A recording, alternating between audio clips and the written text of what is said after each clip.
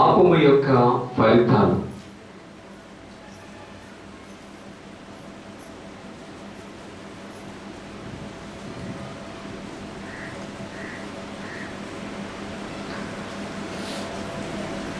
ఈ సమయంలో చేరున్న మీ అందరికీ కూడా నా మొట్టమొదటిగా సబ్బాతు శుభాకాంక్షలతో మీ అందరినీ ప్రేమతో ఆహ్వానిస్తూ ఉన్నాను. నాతో పాటు మీ పరిశుద్ధ గ్రంథములను తెరిచి ధ్యానం చేయవలసిందిగా మీ అందరినీ కోరుచున్నాం.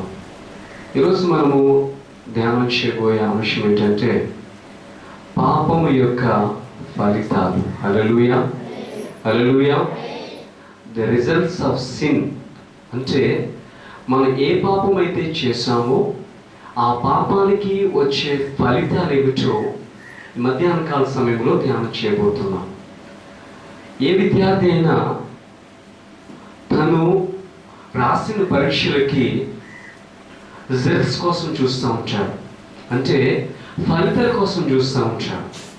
ఆ ఫలితాలు ఎప్పుడు వస్తాయి, ఆ ఫలితాలు ఎప్పుడు వెల్లడవుతాయి, ఆ ఫలితాల్లో ఎలా ఉంటుంది, నేను ఏ విధంగా ఉంటాను, నా మార్కులు ఏ విధంగా వచ్చాయి అన్న విషయాన్ని ఆ విద్యార్థి ఎప్పటికప్పుడు ఆ విషయంలో ప్రత్యేకమైన ధ్యానం చేస్తూ ఉంటాడు. సో వాటిని రిజల్ట్స్ అని మనం అనుకుంటూ ఉంటాం. ఈరోజు కూడా మనం ధ్యానం చేయబోయే అంశం ఏంటంటే నీవైనా నేనైనా పాపము చేస్తే, అంటే నీవైనా నేనైనా పాపము మనలో వస్తే, పాపం మనలో ఉంటే దాని ఫలితాలు ఏమిటి? పాపం మనలో ఉంటే ఫలితాలు ఏంటి? పాపం మనం చేస్తూ ఉంటే దాని ఫలితాలు ఏమిటి? ఏ మనుషుడైనా పాపము చేస్తూ ఉన్నట్లయితే దానికి సంభవించే ఫలితాలు ఏమిటో ఈ మధ్యాహ్న కాల సమయంలో ధ్యానం చేసుకుందాం. ప్రదేని బిడ్డలారా, ఈ సమయంలో మొట్టమొదటిగా 3 అంశాలు మాత్రమే జ్ఞాపకం చేసుకుందాం.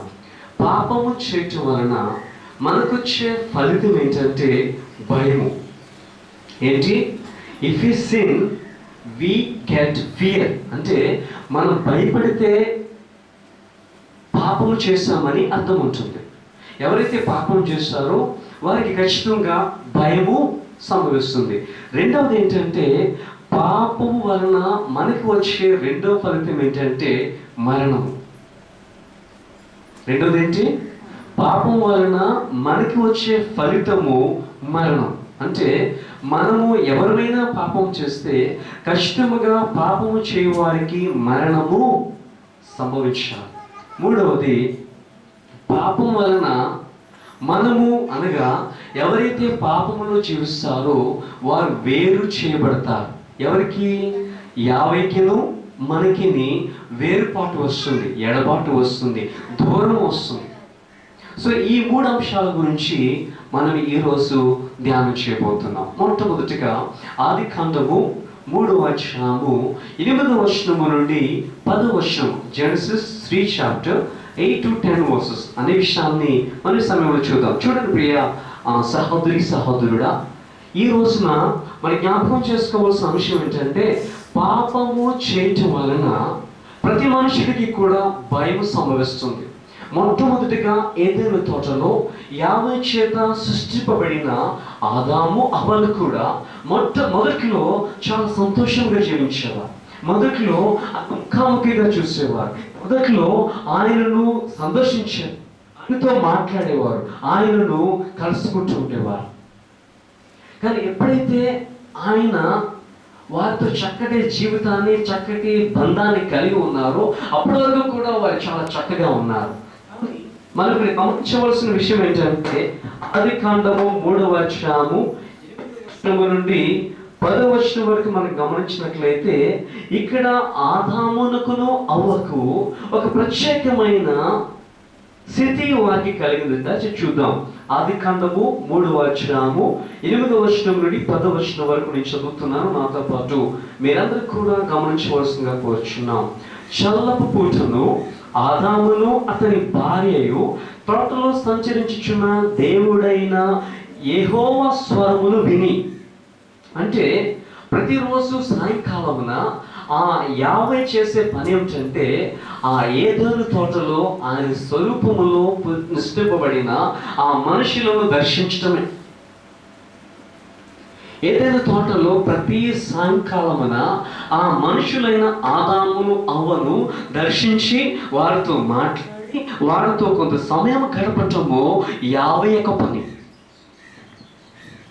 సో అదే విధముగా ఒక రోజున ఏమైనదంటే చల్లపు పూట ఆదామును అతని భార్యను తోటలో సంచరించుచు ఉండగా దేవుడైన యెహోవా ఆ స్వరమును విని దేవుడైన యెహోవా ఎదుటికి రాకుండా తోట చెట్ల మధ్యను దాగుకొనగా.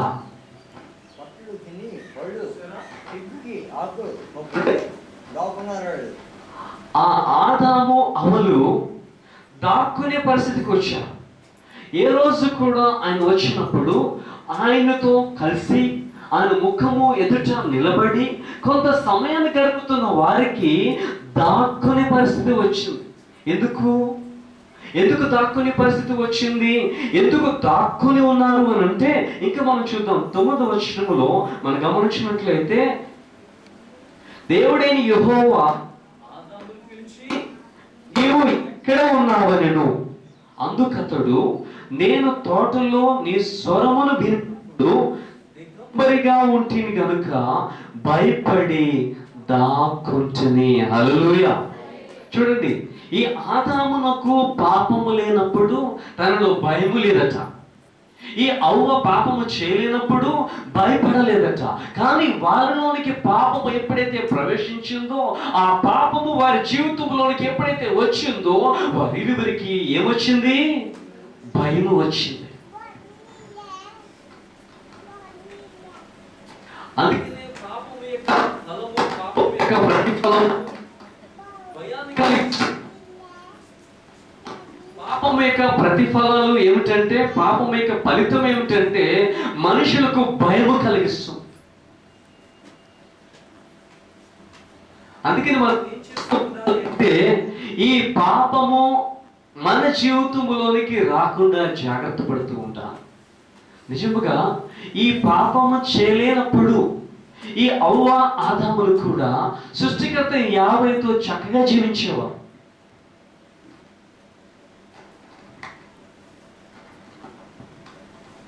సమయాన్ని చక్కగా గడుపుతుండేవారు ఏదైనా తోటలో. కానీ ఎప్పుడైతే ఈ తినవద్దన్న పండుని ఆదాము అవ్వలు తిన్నారు, ఖచ్చితంగా యావే చెప్పాడు, ఈ చెట్ల ఫలములన్నీ కూడా తినండి, ఈ చెట్ల ఫలములన్నీ కూడా తినండి, కానీ మధ్యలో వృక్ష ఫలములను తినవద్దు. ఆ ఫలములు తినే రోజున మీరు నిజముగా చచ్చెదరు అని ఖచ్చితంగా వారికి ఆజ్ఞాపించినప్పుడు వారు ఆ ఆజ్ఞకు లోబడిన, ఆ మాటకు వారు విధేయత చూపించిన వారి జీవితంలో ఈ పాపం అనేది వచ్చేది కాదు. అందుకనే ఈ పాపము చేయటం వలన, తినవద్దన్న పండుని వారు తినటం వలన వారి జీవితంలోకి భయం వచ్చింది. వారి జీవితము అంతా కూడా భయక్రాంతమైపోయింది. ఈరోజు మనము కూడా చాలా మంది అంటూ ఉంటారు, అయ్యా నాకు చెడు అలవాట్లు ఉండటం వలన, నేను చెడు కార్యములు చేయటం వలన నేను చర్చికి రాలేను, నేను ఈ విధంగా దేవుని సన్నిధానంలో వచ్చి గడపలేను అని చాలా మంది అంటూ ఉంటారు. అఫ్కోర్స్ నిజముగానండి, మనం ఎప్పుడైతే పాపము చేస్తూ ఉంటామో, బయట పాపము జీవితాన్ని జీవిస్తూ ఉంటామో, ఆ పాపం వలన దేవునికి మనము దగ్గర కాలేము, దేవునిలో మనం బలపడలేము. అందుకనే మనము భయక్రాంతులుగా ఉండి దేవుని దగ్గరికి రావడానికి చాలా భయపడుతూ ఉంటాం. ఉదాహరణకి లూకాసు వార్త 18వ అధ్యాయంలో ఒక సన్నివేశాన్ని మనం గమనించాలి. ఏంటంటే సుంకరుడు పాపము చేసేవాడు. సుంకరుడి యొక్క జీవితం అంతా కూడా పాపముతో నింపబడుతూ ఉండేది. అయినప్పటికీ కూడా తను పాపము చేస్తున్నాడన్న విషయము అతను గమనించి దేవుని సన్నిధానములోకి రావడానికి అతను ఎంతో భయపడ్డాడు. అయినప్పటికీ కూడా తను అనుకున్నాడు, ఈ పాపం వలనే కదా నా జీవితంలోనికి భయం వచ్చింది, ఈ పాపము చేయటం వలనే కదా నేను దేవుని సన్నిధానంలోకి రాలేకపోతున్నాను, ఈ పాపమును నేను దేవుని ఎదుట ఒప్పుకున్నట్లయితే ఉన్నట్లయితే, ఈ పాపమును దేవుని సన్నిధానములో నేను ఒప్పుకున్నట్లయితే, నా పాపము నా జీవితంలో చెప్పబోతుంది, నాకు భయం అంటూ ఉండదు అని ఆ సుంకరుడు ఒక మూలకి వెళ్ళి ఏడుస్తూ ప్రార్థన చేస్తూ ఉన్నాడు. ఓ దేవా యావే, నేను పాపం చేస్తున్నాను కాబట్టి నేను నీ దగ్గర నీ సన్నిధానములో భయపడుతూ జీవిస్తున్నాను. అందుకని నాకున్న ఇక భయాన్ని, నాలో ఉన్న ఇక పాపాన్ని వెంటనే ప్రార్థన ద్వారా తీసివేయి ప్రభువా అని ఆ దేవాది దేవుడికి ప్రార్థన చేశాడు. ఎప్పుడైతే ఆ ప్రార్థన ఆయన ఆలపిస్తూ ఉన్నాడో, ఒక మూలను ఉండి ప్రార్థన చేస్తూ ఉన్నాడో, ఆ ప్రార్థన యావే విన్నాడు. హల్లెలూయా. ఆయన ఆ ప్రార్థన చేస్తూ తన పాపమును ఒప్పుకొని ఉండగా తనలో ఉన్న భయము వెంటనే వెళ్ళిపోయింది. అనగా తన జీవితం అంతా కూడా పాపము నుండి అతడు పవిత్రత చేయబడ్డాడు. అందుకనే మనం పాపము చేస్తున్న ప్రతి ఒక్కరము కూడా దేవుని దగ్గరికి రావటానికి భయపడుతూ ఉంటాం. అందుకని మనం ఏం చేస్తూ ఉండాలంటే దేవుని దగ్గరికి రావటానికి భయపడటం కాదు. ఎందుకంటే 1 యోహాను పత్రిక 5:3 చూసినట్లయితే దేవుడు ప్రేమామయుడు అని వాక్యము సెలవిస్తుంది. దేవుడి లోకమును ఎంతో ప్రేమించాడని వాక్యము సెలవిస్తుంది. అనగా యావైక గుణం ఏంటంటే తన ప్రజలను ప్రేమించటం. అంతేకాని భయము పెట్టి ఆ ప్రజలను దూరముగా చేయటం కాదు. కానీ మనమే దేవుని దగ్గరికి రావటానికి భయాంతాలలో జీవిస్తున్నాం. ఎందుకంటే మన జీవితంలో అనేకమైన పాపములు ఉండటం వలన. అందుకని మనం ఏం చేయాలి? మన పాపములను వెంటనే ఎప్పటికప్పుడు ఒప్పుకుంటూ ఉండాలి. మన పాపములను ఎప్పటికప్పుడు తొలగించుకుంటూ ఉండాలి. మన భయాన్ని తొలగించుకుని ఆయన ప్రేమను పొందటానికి ఆయన సన్నిధికి ప్రతి 7వ దినమున మనం వస్తూ ఉండాలి. హల్లెలూయా.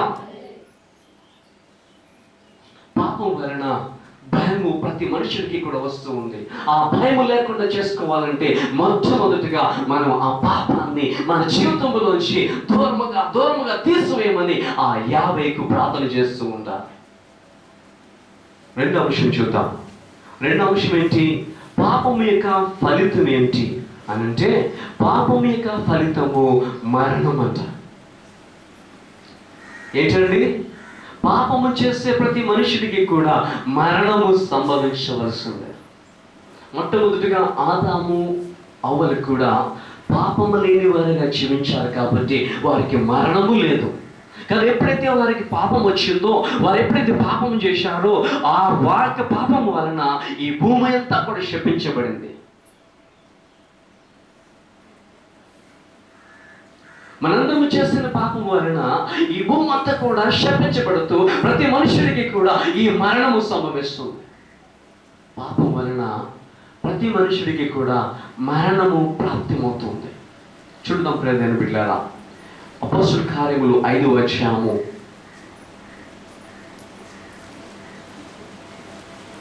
1వ వచనం నుండి కొన్ని వచనాలను ధ్యానం చేసుకుందాం.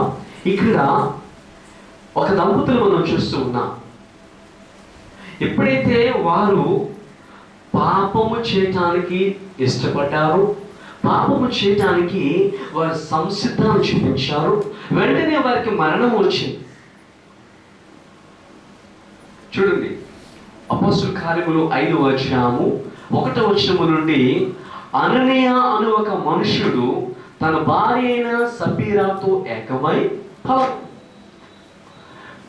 ఇద్దరు భార్య భర్తలు. ఎవరు? వాళ్ళ పేరేంటి? అననీయ, సపీరా. ఇద్దరు కలిసి వారిద్దరు ఏకమై పొలాన్ని అమ్మటము మనం చూస్తున్నాం. తర్వాత 2వ వచనంలో, భార్య ఎరుకనే వాడు దానిలో కొంత దాచుకుని కొంత తెచ్చి అపోస్తలుల పాదముల యొద్ద పెట్టాను. ఆ పొలం ఎవరిది? వాళ్ళదే, అననీయ సపీరాలే. ఆ పొలం అమ్మటములో, ఆ డబ్బును ఆస్వాదించడంలో, ఆ డబ్బును దాచుకోవటంలో, ఆ డబ్బును తినటంలో అంతా కూడా హక్కు గలవారు ఈ భార్య భర్తలే. కానీ ఏం చేశాడు ఈ భర్త? భార్యకు తెలియకుండా కొంత డబ్బును దాచేసుకుని మిగతా డబ్బుని అపోస్తలుల పాదముల ఎదుగు తీసుకుని వచ్చాడు. అపోస్తలుడైన పేతురు అంటున్నాడు 3వ వచనంలో, అప్పుడు పేతురు, అననీయ, నీ భూమి వెలలో కొంత దాచుకుని పరిశుద్ధాత్మను మోసపుచ్చుటకు సాతాను ఎందుకు నీ హృదయమును ప్రేరేపించెను? 4వ వచనంలో, అది నీ వద్ద ఉన్నప్పుడే నీదే కదా, ఆ పొలము నీదే కదా, ఆ డబ్బు నీదే కదా, ఆ డబ్బులో మొత్తం అంతా కూడా నీదే కదా, ఎందుకు నీవు పాపం చేస్తున్నావు? అంత డబ్బు వచ్చినప్పుడు ఎవరికి ఇవ్వకపోయినా పర్వాలేదు కదా, ఎందుకు కొంత ఇచ్చి కొంతను నువ్వు దాచుకుంటున్నావు?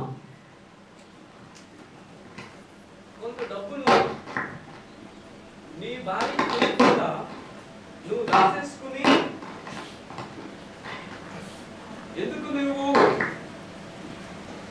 ఈ పరిశుద్ధాత్మను మోసపుచ్చుచున్నావని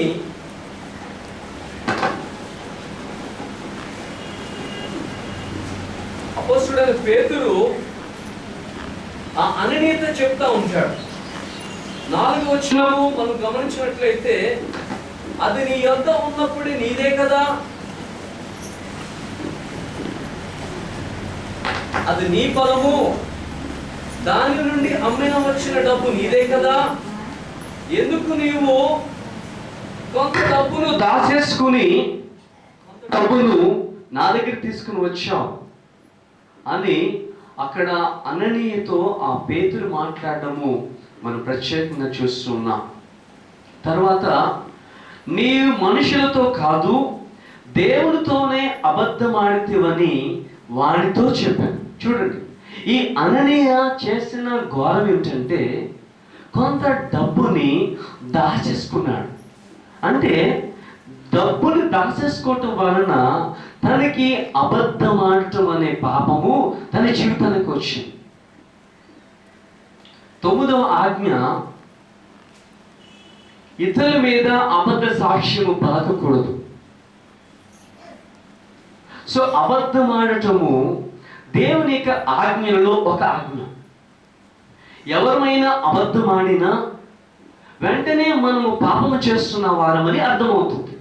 ఈ అననీయుడు ఏం చేశాడంటే అబద్ధమాడటము పరిశుద్ధ ఆత్మకు వ్యతిరేకముగా చేస్తున్నాడు. ఈ అబద్ధం ఆడటం వలన ఈ అననీయ జీవితములో పాపము వచ్చి ఉన్నది. పాపం వలన ప్రతి మనుషుడికి కూడా మరణం వస్తుంది. అందుకని రోమిలికి రాసిన పత్రిక 6వ అధ్యాయము 23వ వచనం చూసినట్లయితే, ఎలాగనగా పాపం వలన వచ్చు జీతము మరణం. మనుషునికి పాపం, మనుషుడు పాపము చేస్తూ ఉన్నట్లయితే ఖచ్చితంగా అతనికి మరణము సంభవించాలి. సో ఈ అననీయుడు ఏం చేశాడంటే అబద్ధమాడటం వలన తనకి ఒక పాపాన్ని తెచ్చుకున్నాడు. ఎప్పుడైతే తన జీవితంలోనికి పాపం వచ్చిందో ఏమి జరిగిందో చూడండి ప్రియమైన బిడ్డలారా. 5వ వచనములో, అననీయ ఈ మాటలు విరుచునే పడి ప్రాణము విడిచి ఉన్నాడు. అననీయ ఈ మాటలు మాట్లాడుతుండగానే అకస్మాత్తుగా తను పడిపోయి ప్రాణాన్ని అన్నాడు. ఎందువలన? ఎందుకు తన ప్రాణం పోవడానికి అవకాశం వచ్చిందంటే అతడు అబద్ధమాడి ఉన్నాడు. అబద్ధము ఒక పాపముతో సమానము. అబద్ధం ఆడటం వలన మనము కూడా చాలా పాపము చేస్తాం. చాలా మంది అనుకుంటూ ఉంటారు ఈ చిన్న అబద్ధమే కదా అని అనుకుంటూ ఉంటారు. చిన్న అబద్ధము మన జీవితాన్ని కూడా నాశనం చేస్తుంది అన్న విషయాన్ని మనం ఎప్పటికీ కూడా మర్చిపోకూడదు. అబద్ధం ఆడటం కూడా యావే దేవునికి వ్యతిరేకమైనది. యావే దేవునికి వ్యతిరేకమైన కార్యము కాబట్టి అటువంటి వారిని పాపాత్ములుగా పిలవడానికి ఆయన సిద్ధపడతాడు. కాబట్టి మనము పాపము చేయకుండా మన జీవితాలు కాపాడుకోవాలట. పాపము చేయకుండా మనము జాగ్రత్త పడుతూ ఉండాలంట. ఎందుకంటే ఈ పాపం వలన మనుషునికి మరణము అకస్మాత్తుగా రాబోతుంది. ఇంకొక విషయాన్ని చూద్దాం. తర్వాత 7వ వచనం చూద్దాం. ఇంచుమించు 3 గంటల సేపటికి వాని భార్య జరిగినది ఎరుగక లోపలికి వచ్చాడు. చూడండి, భర్త చనిపోయాడు, తను చేసిన పాపం వలన తన భర్త చనిపోయాడు అనే విషయము ఈ భార్యకు తెలియదు. ఏమైంది? ఇంచుమించు 3 గంటలకు దేవుని మందిరానికి వచ్చింది. చూడండి 7వ వచనంలో మనం చదువుకుని 8వ వచనంలో, అప్పుడు పేతురు, మీరు ఆ భూమిని ఇంతకే అమ్మితరా, నాతో చెప్పమని ఆమెను అడిగాను. 9వ వచనంలో, అందుకు ఆమె, అవును ఇంతకే అని చెప్పాను. 9వ వచనంలో, అందుకు పేతురు, ప్రభు యొక్క ఆత్మను శోధించుటకు మీరెందుకు ఏకీభవించుతురి? ఇదిగో నీ పెనిమిటి పాతి పెట్టిన వారి పాదములు వాకిటినే వారు నిన్ను మోసుకొని పోదురని. వెంటనే 10వ వచనంలో, వెంటనే ఆమె అతని పాదముల యొద్ద పడి ప్రాణము విడిచి. చూడండి, నిజంగా మన జీవితాన్ని ఒక్కసారి పోల్చుకుంటే ఈమె ఆడిన అబద్ధముల కంటే విస్తారమైన అబద్ధములు మనం ఆడుతున్నాం. ఈమె చేసిన పాపము కంటే అధిక పాపము మనం చేస్తున్నాం. ఈమె చూపించిన పాపము కంటే అనేకమైన పాపములు మనం చేస్తున్నాం. ఈమె కేవలము అబద్ధం మాత్రమే ఆడింది. ఏంటి? వారు అమ్మిన పొలములో కొంత డబ్బుని దాసేసుకున్నారనే విషయము ఈ భార్యకు తెలియకుండా ఈమెమన్నది, ఎంత డబ్బు మాత్రమే మేము అమ్మాము అని చెప్పేసరికి చిన్న అబద్ధం వలన తన ప్రాణము కూడా ఆమె పోగొట్టుకుని ఉన్నది. చూడండి ఎంత ప్రమాదకరమైన సన్నివేశం.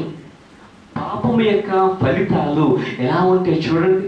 పాపం వలన మనుషునికి సంభవించే ఫలితాలు చాలా ఘోరమైనవి.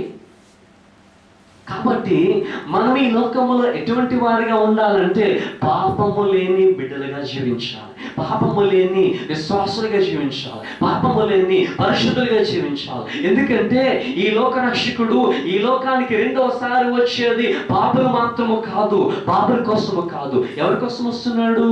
పాపము లేని వారి కోసం. హల్లెలూయా, హల్లెలూయా. పాపము లేని వారి కోసమే ఆయన ఈ లోకానికి తన కుమారుడైన మెస్సియా రెండోసారి రాబోతున్నాడు. అయితే ఆయన రాజ్యములో, ఆయన యొక్క రాకడలో ఆయనతో పాటు మనం వెళ్ళాలంటే మన జీవితంలో పాపము లేకుండా ఉండాలి.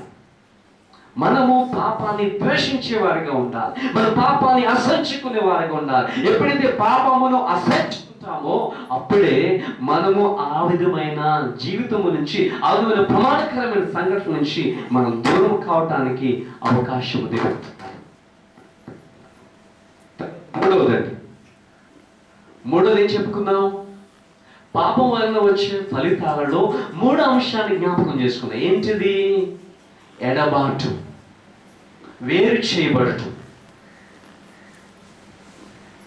భార్యాభర్తలకు ఏదైనా ఒక చిన్న సమస్య వచ్చిందంటే ఆ చిన్న సమస్యను సమర్థించుకోవడానికి ప్రయత్నం చేయాలి, అంతే తప్ప దానిని తుఫానుగా గాలివానగా చేసుకున్నట్లయితే ఖచ్చితంగా ఆ భార్యాభర్తలు కూడా ఎడబాటుగా ఉంటారు, దూరంగా ఉంటారు. అదే విధముగా బిడ్డలు తల్లిదండ్రుల విషయంలో కూడా అటువంటిదే ఉండాలి. తల్లిదండ్రులకు బిడ్డలు లోబడి ఉండాలి, బిడ్డలకు తల్లిదండ్రులు ప్రేమించే వారిగా ఉండాలి. ఈ ఇరువురు మధ్యన ఎప్పుడైనా ఎడబాటు వచ్చినట్లయితే, ఇరువురు మధ్యన ఎప్పుడైనా మనస్పర్ధలు వచ్చినట్లయితే ఆ బిడ్డలు తల్లిదండ్రులు వేరుగా ఉండే అవకాశం ఉంటుంది. అదే విధముగా మనమును ఆ యావేకును అటువంటి సంబంధము కలిగి ఉండాలి. మనకును యావేకును మంచి సంబంధము కలిగి ఉన్నట్లయితేనే మనము దగ్గరగా జీవించే అవకాశం ఉంటాయి. ఒకవేళ మన జీవితంలోనికి మనము పాపము తెచ్చుకున్నట్లయితే మనము యావేకు వేరు చేయబడతాం, యావేకు దూరముగా జీవించే అవకాశాలు వస్తూ ఉంటాయి. అందుకనే మనము పాపము చేయటం వలన వేరు చేయబడతాము, వేరుగా జీవించగలుగుతాం, వేరు చేయబడతాం. ఎడబాటు మనకు వస్తుంది. చూద్దాం, యెషయా గ్రంథము 59వ అధ్యాయము 2వ వచనాన్ని చదువుకుందాం. యెషయా గ్రంథము 59వ అధ్యాయము 2వ వచనం. మీ పాపములు ఆయన ముఖమును మీకు మరుగుపరచెను కనుక ఆయన ఆలకింపకున్నాడు. చూడండి, మన సృష్టికర్త అయిన యావేకు మనమంటే చాలా ప్రేమ. అందుకని యోహాను సువార్త 3:16 వచనంలో దేవుడి లోకమును ఎంతో ప్రేమించాడు. అంటే ఈ లోకములో జీవిస్తున్న మానవాళిని ఆయన చాలా ప్రేమిస్తాడు. ఆయనను మనందరూ కూడా ప్రేమిస్తాడు. నన్ను ప్రేమిస్తాడు. మనందరినీ కూడా ఆయన ప్రేమించే గొప్ప గుణవంతుడు. ఆయన ప్రేమాస్వరూపి, ఆయన ప్రేమామయుడు. ఆయనలో ప్రేమ ఉన్నది, ఆయనలో దయ ఉన్నది, ఆయనలో కృప ఉన్నది, ఆయనలో కనికరం ఉన్నది. అనగా ఆయన యావత్తు ప్రేమ. ఈ లోకమంతా కూడా సజీవుగా ఉంటుందంటే కారణము కేవలము ప్రేమ. ఆ విధంగా మాత్రమే సాధ్యమవుతుంది. ఆయన ప్రేమ మాత్రమే మనల్ని బ్రతికింప చేస్తుంది. ఆయన ప్రేమ మాత్రమే మనం చలింప చేస్తుంది. ఆయన ప్రేమ మాత్రమే మనము బ్రతకడానికి, ఆయనకు సాక్షిగా ఉండడానికి సహాయపడుతుంది. ఆయన ప్రేమ లేకపోతే మనం ఎప్పుడో చచ్చిపోతాం. ఆయన ప్రేమ ఉన్నది కాబట్టి మనం జీవించగలుగుతున్నాం. చూడండి, ఇక్కడ మనం వాక్యం చూసినట్లయితే మన పాపము వలన, మనం చేసిన పాపం వలన మనము ఆయన ముఖమును చూడలేకపోతున్నాం. ఆయన ముఖమును చూడలేకపోతున్నాం అంటే ఆయనను చూడలేకపోతే, ఆయన ముఖాన్ని మనం చూడలేకపోతే మన ముఖము వికారమైపోతుంది. ఆయన వెలుగును మనం చూడలేకపోతే బ్రతుకు చీకటమయముగా ఉంటుంది. ఆయన వెలుగును మనం చూడలేకపోతే మన జీవితం అంతా కూడా శూన్యముగా ఉంటుంది.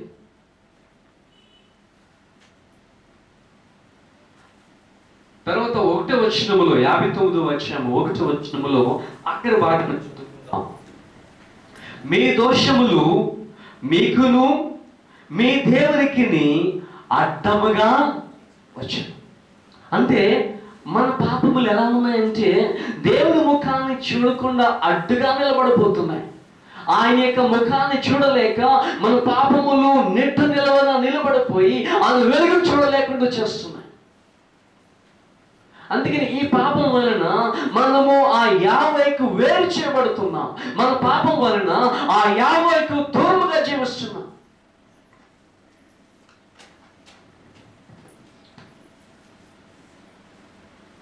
నీకు వేరు చేయటానికి ఈ పాపము చాలా చాలా ప్రయత్నాలు చేస్తున్నాయి. అందుకనే మనము ఆయనకు వేరేగా మనం ఎంత మాత్రము కూడా జీవించలేం. ఆయనకు వేరేగా జీవించడానికి ఆలోచన వచ్చిన, ప్రయత్నం చేసినా అది ఖచ్చితంగా జరగడానికి. అందుకని మనం ఏం చేయాలంటే ఆయనకు వేరేగా జీవిస్తే ఎవరు కూడా ఫలింపలేము. ఆయనకు వేరేగా జీవించడానికి ఎవరు ప్రయత్నం చేసినా ఆ జీవితం వృధా అయిపోతుంది. అందుకని మనము వేరుగా ఉండకుండా ఆయనలోనే ఉండాలి. ద్రాక్షవల్లి నేను, తీగలు మీరు నాలో ఉండి ఫలిస్తేనే మీరు ఫలింపబడతారు.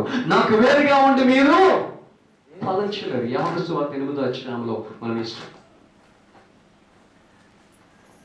మనము వేరుగా ఉండడానికి, వేరుగా ఉండి జీవించడానికి మనకి అవకాశం లేదు. అందుకని మనం ఏం చేయాలంటే ఆయనలో ఉండి మాత్రమే మనం జీవించాలి.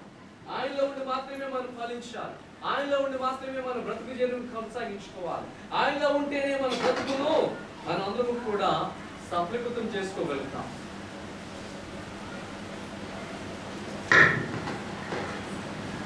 ఆయనలో ఉండి చూద్దాం. ఇక్కడ ఒక ఉదాహరణ జ్ఞాపకం చేసుకుందాం. పాపం వలన మనం వేరు చేయబడుతున్నాం అన్న విషయాన్ని మరొకసారి,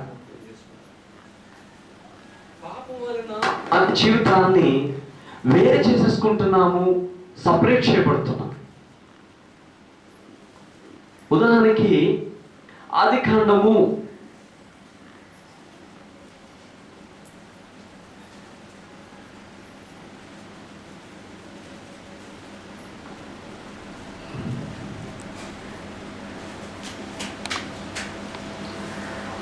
4వ అధ్యాయము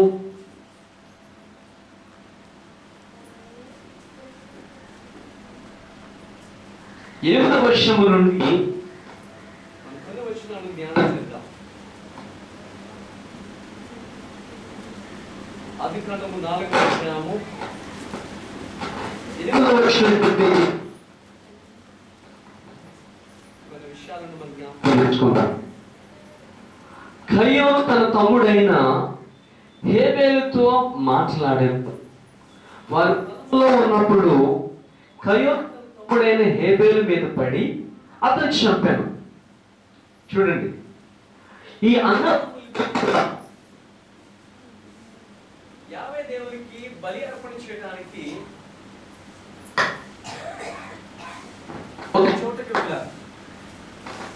చోటుకి వెళ్ళి ఈ హేబేలు బలి అర్పణ చేశాడు, ఈ కయ్యను కూడా బలి అర్పణ చేశాడు. కానీ హృదయపూర్వకంగా సమర్పణ చేస్తున్న ఈ హేబేలు యొక్క అర్పణ ఆ యావే అంగీకరించాడు. కానీ కయ్యోను యొక్క బలి నిరాకరించబడింది.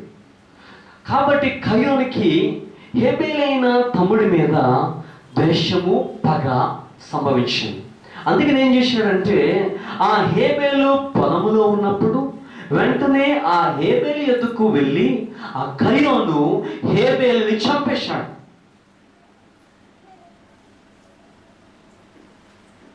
ఎప్పుడైతే ఈ కయ్యోను హేబేలు చంపేశాడో ఆ కయ్యోనులోనికి పాపము సంభవించింది. అంతకుముందు ఈ కయ్యోను అంత దుర్మార్గమైన జీవితాన్ని జీవించాల.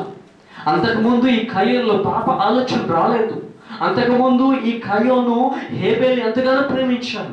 ఈ కయ్యోను తల్లిదండ్రుల మాటలకు చాలా విధేయత చూపించాడు. కానీ బలి అర్పణ చేయబడలేదనే ఉద్దేశముతో ఈ హేబేలు మీద అసూయ ద్వేషము సంభవించింది. ఈ అసూయ ద్వేషము సంభవించడం వలన అతడు ఒక పాపానికి ఒరిగట్టబడ్డాడు, ఒక పాపములోనికి నెట్టవేయబడ్డాడు. అదేమిటంటే తన తమ్ముడైన హేబేలును చంపివేయుట. మన ఆజ్ఞలో ఒక ఆజ్ఞ చూస్తున్నాం, నరహత్య చేయకూడదు. నరహత్య చేస్తే అది దేవుని యొక్క ఆజ్ఞను మనము తిరస్కరించటమే అని అర్థం వస్తుంది. కాబట్టి ఈ కయ్యోను కూడా ఏం చేశాడంటే తన తమ్ముడైన హేబేలును చంపేశాడు. ఈ చంపవేయటం వలన ఈ కయ్యోనులోనికి పాపం వచ్చిందండి. ఎప్పుడైతే కయ్యోనులోనికి పాపం వచ్చిందో అప్పుడు ఆ యావే నుంచి అతడు వేరు చేయటము ప్రారంభమైందంట. తర్వాత మనం ఇంకా వాక్యాన్ని చూసుకున్నట్లయితే ఆయన ఎదుగు 9వ వచనములో యెహోవా నీ తమ్ముడని హేబేలు ఎక్కడ ఉన్నాడని కయ్యోను అడగగా యావే వచ్చాడు. యావే దేవుడు వచ్చాడు, కయ్యోను దగ్గరికి వచ్చి అంటున్నాడు, ఓ కయ్యోనా, నీ తమ్ముడని హేబేలు ఎక్కడున్నాడు అని అడిగాడు. అప్పుడు ఏం సమాధానం చెప్పాడు? 10వ వచనం చూడండి. అప్పుడు ఏం సమాధానం చెప్పాడు? అప్పుడు ఆయన నీవు అడుగగా 9వ వచనములో నేను ఎరుగును నా తమ్మునికి నేను కావలివాడనా అనేను. చంపడమే కాకుండా ఆ యావేకు తిరుగుబాటు చేస్తున్నాడు. చంపడమే కాకుండా ఆ యావను తిరిగి ప్రశ్నిస్తున్నాడు. నేను మా తమ్ముడికి ఏమన్నా కాపలదారుడునా? నేనేమన్నా కాపలా కాస్తున్నానా? నా తమ్ముడిపోవడం నన్ను అడుగుతున్నావు, ఎందుకు అడుగుతున్నావు అని ఆ యావే మీదకి తిరుగుబాటు చేస్తున్నాడు. ఎప్పుడైతే కయ్యోను ఇటువంటి మాటలు ఈ విధమైన కార్యము చేశాడో తన జీవితము పాపముతో నింపబడింది. తన జీవితం అంతా కూడా నింపబడినప్పుడు ఏం చేయబడి తెలుసండి? వెంటనే ఆ దేవాది దేవుడు అంటున్నాడు, 12వ వచనంలో అంటున్నాడు, ఎప్పుడైతే ఆ కయ్యోనులోనికి పాపం సంభవించిందో, ఎప్పుడైతే కయ్యోను పాపం చేస్తున్నాడు, తన తమ్ముడును చంపి ఉన్నాడు, తన తమ్ముడిని చంపిన తర్వాత ఆ యావేకు వ్యతిరేకంగా మాట్లాడి ఉన్నాడు, అప్పుడు ఆ కయ్యోను విషయంలో ఆ కయ్యోను గురించి యావే ఏం మాట్లాడుతున్నా చూద్దాం. నీవు నేలను సిద్ధపరచున్నప్పుడు అది తన సారము ఇక మీదట నీకిక్కదు.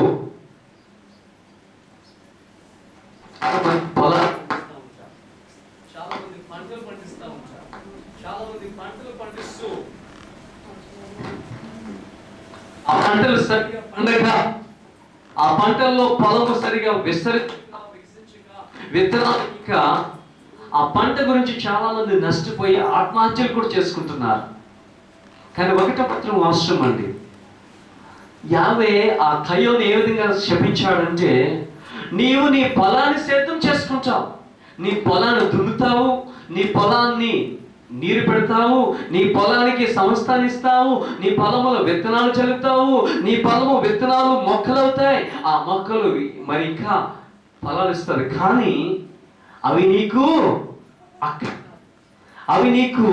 మంచి సారం ఇవ్వదు. నువ్వు పండించుకున్న పంటలో నీవు తినడానికి యోగ్యుడు కాదు. చూడండి ఎంత శాపము, ఎంత కష్టము, ఎంత వేర్పాటును ఆ కయ్యను పొందుతున్నా చూడండి. అంటే నీకు భూమి మీద దిగులు పడుచు దేశ దిమ్మరవై యుందువనెను. అతను చేసిన చిన్న పాపమే అని అనుకుంటున్నాడు, కానీ అది చాలా పెద్ద పాపం అని అతడు తెలుసుకోలేకపోయాడు. చూడండి, తన తమ్ముడిని చంపడం వలన తన కష్టమంతా కూడా వ్యర్థమైపోతుంది. ఈ రోజున అనుకుంటాం, ఈ పనికి వెళ్తే 175 రూపాయలు 180 రూపాయలు కూలి వస్తుంది. ఎవరికి కదా? ఉడుపుకి వెళ్తే 175 రూపాయల నుంచి 200 వరకు కూలి ఇస్తున్నారు. ఏమండి, చాలా మంది ఈ రూపాయల కోసం, ఈ కూలి కోసం 180 రూపాయలు 200 రూపాయలు అని ఆఖరికి దేవునికి ఆజ్ఞను కూడా ఈ రోజున పనులకు వెళ్ళిపోయే చాలా మంది ఉన్నారు. మీరైతే చాలా మంచివారు, దేవుని ఆజ్ఞకు లోబడుతున్నారు. కానీ ఈరోజు మీరు అనుకోవచ్చు, ఈ 200 రూపాయలు నేను ఈ రోజు వెళ్ళకపోతే పోతాయేమో అనుకోవచ్చు.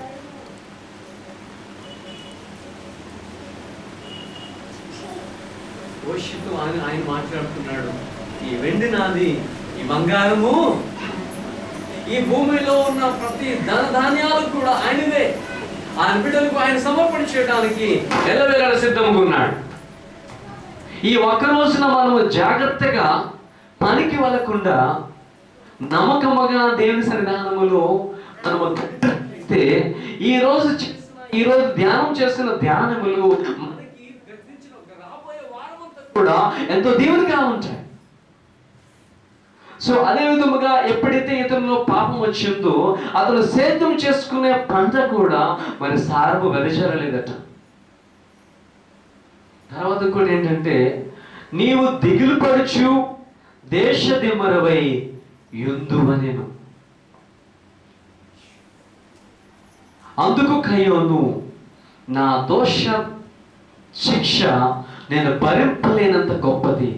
నేడు ఈ ప్రదేశము నుండి నన్ను వెళ్ళగొట్టుతివి, నీ సన్నిధికి రాకుండా వెలివేయబడి దిగులు పడుచు భూమి మీద దేశ దిమ్మరనై యుందును. చూసారా, ఆ కయ్యోను అంటున్నాడు, బాధతో అంటున్నాడు, ఓ దేవా యావే, నా దోష శిక్ష నేను భరించలేనంత గొప్పది. నేడు ఈ ప్రదేశము నుండి నన్ను వెళ్ళగొట్టుతివి. ఆయనకును కయ్యోనుకిని ఎడబాటు వచ్చేసింది. ఆ కయ్యోనుకిని యావేకును చాలా దూర సమయం వచ్చేసింది.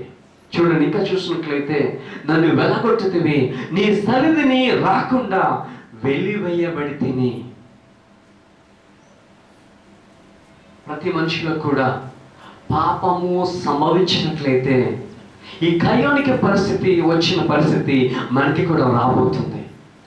కయ్యోనికి సంభవించిన శాపము మనకి రాబోతుంది. మన జీవితంలో పాపం వచ్చినప్పుడు వెంటనే మనము దేవునికి వేరు చేయబడతాం. ఈ కయ్యోను వలె మనము కూడా ఎడబాటును పొందుతాం. ఈ కయ్యోను వలె ఎడబాటును పొందుతాం. అందుకని మనం ఏం చేయాలంటే, మన జీవితంలోనికి పాపము రాకుండా చూసుకోవాలి. పాపము చేయకుండా మనం జీవిస్తూ ఉండాలి. పాపము చేయకుండా జీవించినట్లయితే ఖచ్చితంగా మనము ఆ 50 కొరకు జీవించే అవకాశం ఉంటుంది. ఎవరైతే పాపము లేకుండా జీవిస్తారో అటువంటి వారి కోసము తన కుమారుడు మెస్సియా వచ్చి ఆయన రాజ్యానికి తీసుకుని వెళ్తాడు.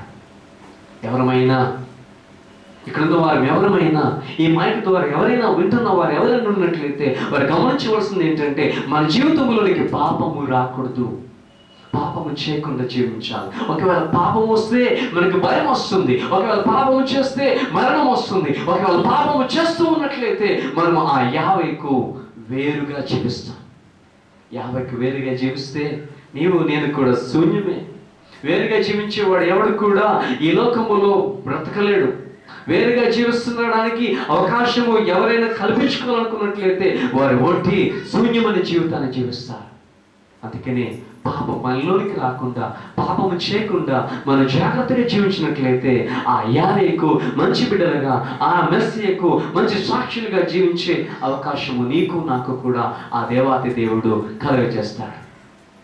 ఈ కొద్ది వాక్యములు దేవాతి దేవుడైన పరమ తండ్రి యావే దీవించి ఆస్వాదించును గాక.